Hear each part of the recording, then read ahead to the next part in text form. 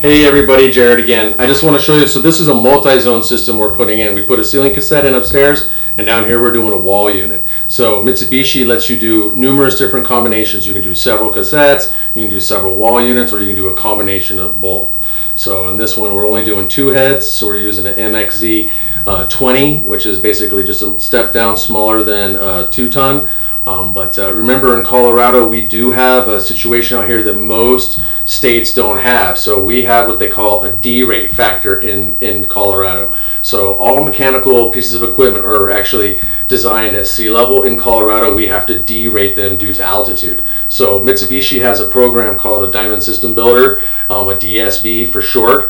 And basically when we're designing systems, when we do a little load calculation, we're going to end up putting that information in, and then we size it according to the D-rate factor for the BTUs. So don't ever necessarily go off square footage. You have to also go off of square footage and then include your D-rate, or you could be off. Usually people undersize them a lot. That's what we see that happens in Colorado. You need to make them a little bit bigger to get the BTUs that you need, because you're D-rating them by up as much as 17% in the Denver metro area.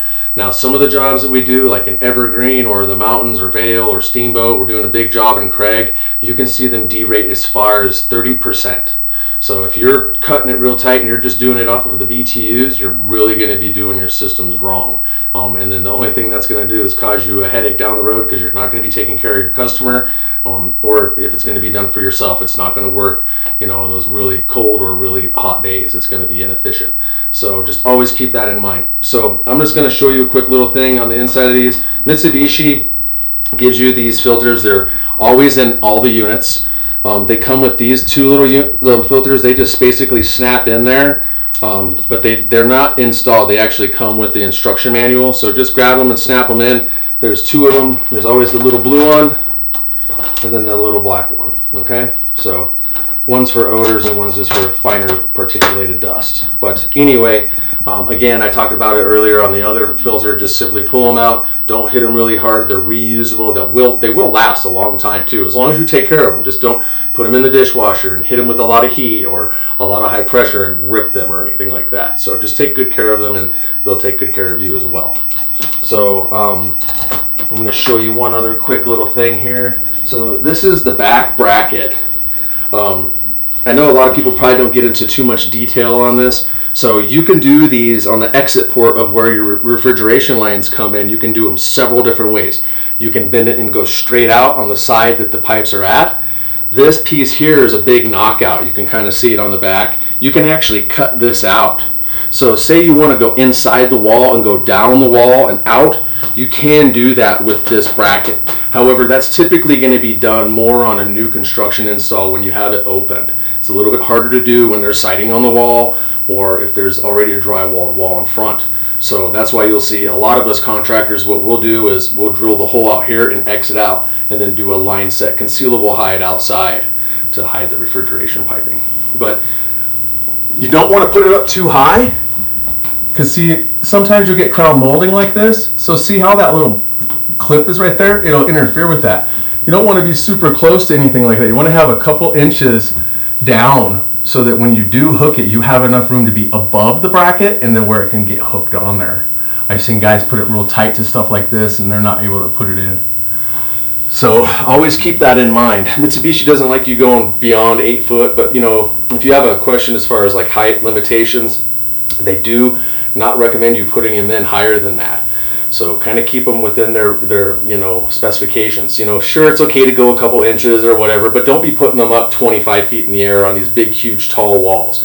They're not designed to be up there. They will short cycle and they won't work as well. So just make sure you put the unit in for the right installation. So anyway, we'll be back in a minute. We're going to show you how we put this on, and then we're going to drill the hole and run our pipes and show you how we do all that here in just a minute.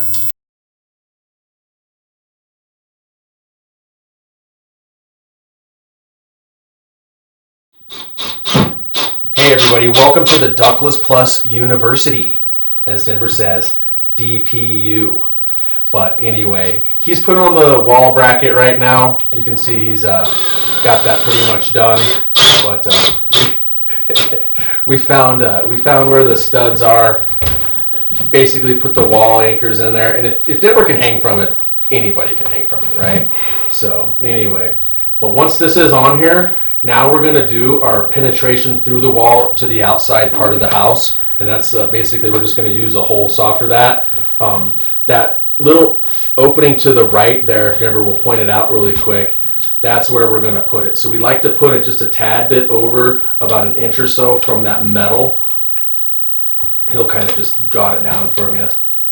So that's about where you want to start your hole right there. If you do it really close to the other side, then what happens is the drain will get pinched. So to have it over just a little bit more, but don't go below Denver, show them, because people for some weird reason do that all the time. Don't go below that reveal right there.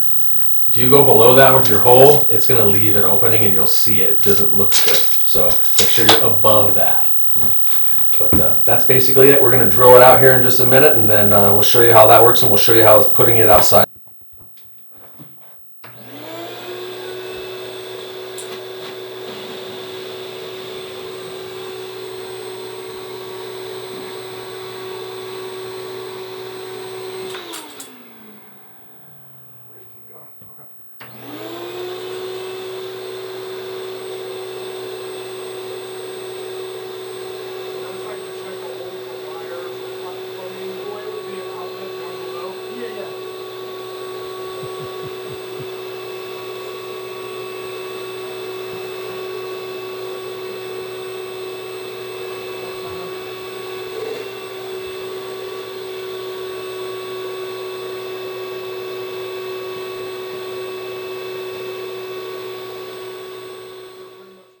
Everybody, Ductless Plus University. I'm just kidding. But Denver's basically setting up the access for this head right here. So what we're doing is we're going to get a little snappy that we snap on this, and then we ran the wire out the wall. So we like to have that coming through before we hook this up, just so that it's easier when we hook up all the refrigeration pipes outside. We already have the control wire done. It's a little bit more difficult to do it when it's already installed. So if we can have it done before all that, it makes things a lot easier. But so you just simply slide the snappy over, you strip the insulation back to where it's just to the sheathing, and then it snaps in there. It has a couple little fingers in there, like 3 little fingers that grab those ridges on that, and he just snaps it in there like so. And then on this head here, this is the knockout hole right here that we run it in, this little hole right here. So I don't know if you can get in there, get a hole on there, but that's it right there. So the way you access that is from the front here. So I need a Phillips really quick.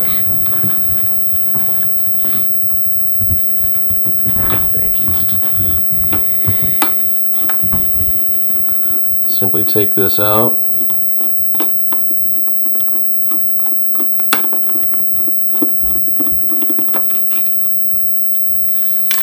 And then that knockout, there's a little access hole right through here. So we'll shoot the wire through there, and then we'll pull it out. We'll snap it into the back of that, and then we'll put it in. Remember, always put your screws back.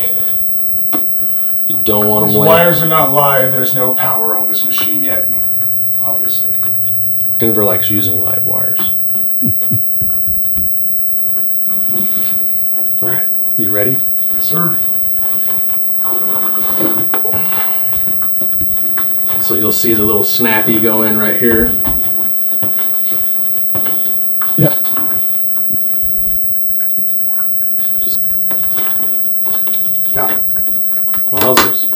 That snaps on, it's good to go.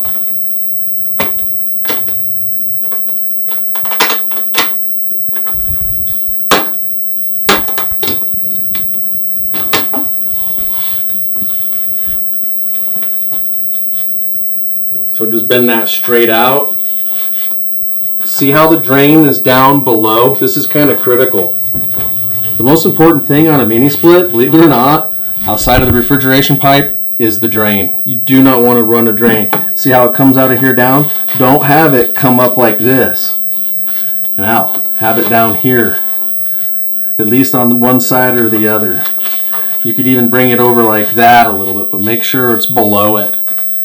We'll usually get like a zip tie and tie this, but I think we're gonna be able to get it through pretty easily. Want me to go outside or? Yes, sir. All right. Actually, will you go outside? Yep. He's gonna fish this stuff. Just pull it through for me. You wanna? I got some zip ties. You want me to grab them? It's fairly roomy. Yeah. Sometimes the zip tie can cause it to be a little bit of a hassle. Here, I'll help you get out. Okay, we're gonna tape it together. How you doing?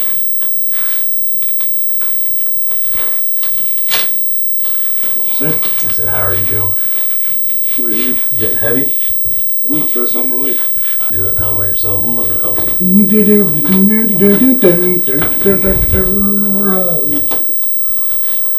All right, go ahead. Hold that wire up. There you go. All right, hold on.